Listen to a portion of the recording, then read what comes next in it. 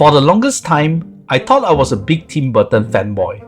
On reflection, Batman and the sequel Batman Returns in 1992 might be the big screen adaptation of comic book series that shaped a lot of my childhood, therefore masked a lot of shortcomings of Tim Burton's films. Ed Wood and Big Fish might be the more endearing Burton films for me, but his earlier works like Beetlejuice and Edward Scissorhands will always be cherished. With how the Hollywood studios being creatively bankrupt these days, legacy sequels were another clear evidence of the lack of good novel movies in cinema. Around 2022, Warner Bros. Pictures and a subdivision under their wing, the nostalgic Geffen Pictures, dust off the cobweb of Winter River and the Netherworld as they summoned Beetlejuice from its dormancy to revive that tyranny. 36 years after the original Beetlejuice, we had like 9 editions of the Summer Olympics, we have 3 full cycles of the Chinese zodiac signs, yet you tried to pull Winona Ryder to don her golf kit get-up and put fake vomit on septuagenarian Michael Keaton. The Deeds family had moved on since the haunting of their newly acquired house in Connecticut, and writers Alfred Gough and Miles Millar had to cook up a poorly coerced situation, putting 3 generations of the Deeds back to the place which was a portal to the Netherworld. Oh, by the way, the patriarch of the family, played by the deceased and disgraced Jeffrey Jones, was conveniently written out, and thank God, no awful deepfake version here. The poking fun of the afterlife and how skeptical human beings dealing with ghosts was the driving force of the 1988 original, and Burton and his writers tried to update the curiosity of the general populace with the unknown. At this juncture, Lydia Deetz is a TV persona who made use of her ability to deal with ghosts and host a paranormal talk show, and had been haunted with fleetingly seeing Beetlejuice in her daily chores. Boy, this certainly was like the same fate as Sienna in Terrifier 3. Winona Ryder was infusing her old emo golf kick energy with the manic mom she had established from the Stranger Things series. It sorely lacked the charm that drew us towards her back in those days.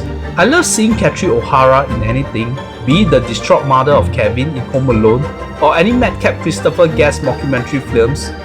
As Delia, Lydia's self-centered stepmother, the main skeptic who eventually broke down her haughty facade and slowly built a relationship with her stepdaughter. In this sequel, she had degenerated into a loony artist and became, I would say, unlikable. New characters introduced in this sequel included Lydia's daughter, Astrid, played by the new golf princess, Jenna Ortega. Astrid was as moody as a mother at her age, and fell out due to something to do with her parents' separation, and put her mother's contact as alleged mother on the phone. There was no need for me to entail the final resolution of the relationship between the mother and daughter. It was pretty predictable. Ortega, who struck fame in the eponymous Wednesday Addams in the Netflix series, which was directed and produced by Tim Burton, had a bland performance about a character I felt was non-essential but something to get the younger audience to care about this intellectual property. While I can see how Ortega's nondescript and listless Wednesday Addams had caught the imagination of the younger generation in the audience and slowly became a cultural zeitgeist, her performance since Ty West's X had consistently been like Wednesday, nondescript. The other notable new character was Justin Theroux's fiancé to Lydia.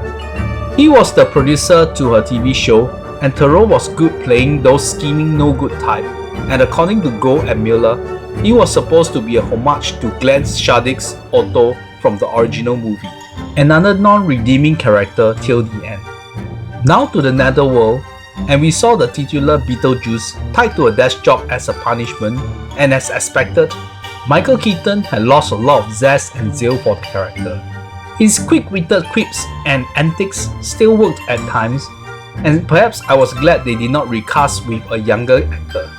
And after reprising Batman in 2023 The Flash, this was the second time he reprised a character from a Tim Burton's film after decades.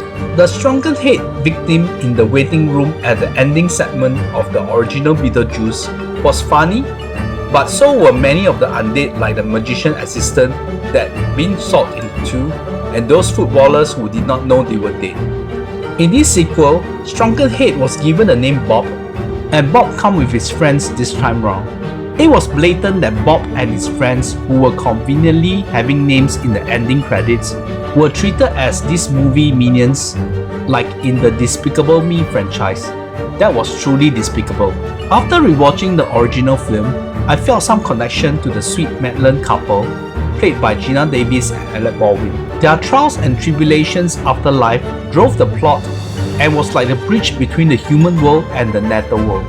In an interview after the movie released, it was understandable that as ghosts, they were ageless, so putting the older Davis and Baldwin on screen would be strange. It was again convenient for Lydia to use one sentence to write them off, but I thought their absence were felt in the sequel. While Beetlejuice was the antagonist in the original movie, people grew to tolerate and enjoy the company of the lovable troublemaker. Therefore, new antagonistic characters had to be introduced. A younger, scheming character was interesting as he introduced more laws to the netherworld, but Monica Bellucci's Dolores was a bit unnecessary. Her image was nothing new. We had seen a version of this character in Burton's Dark Shadows, played by Eva Green. Well, at least the body parts assembly sequence was memorable. Once again, too much similarity to Sally from Nightmare Before Christmas. And once again, Burton was throwing a bone to his latest love interest after the likes of Lisa Marie and Helena Bonham Carter. We have William Dafoe and Danny DeVito in this movie for some reasons. I like both actors, so I have no qualms with their involvement.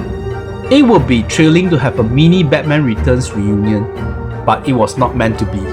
Beetlejuice was a sequel which the planning and pre-production was plodding, and as much as Burton had a passion to bring the IP back with the Go Hawaii thing, I felt that the legacy should have ended with the original movie, which was nice and sweet in terms of plot with an interesting premise which illustrated Burton's creative sensibility succinctly, buoyed by a great soundtrack by Danny Elfman and brought prominence to the likes of Keaton and Ryder.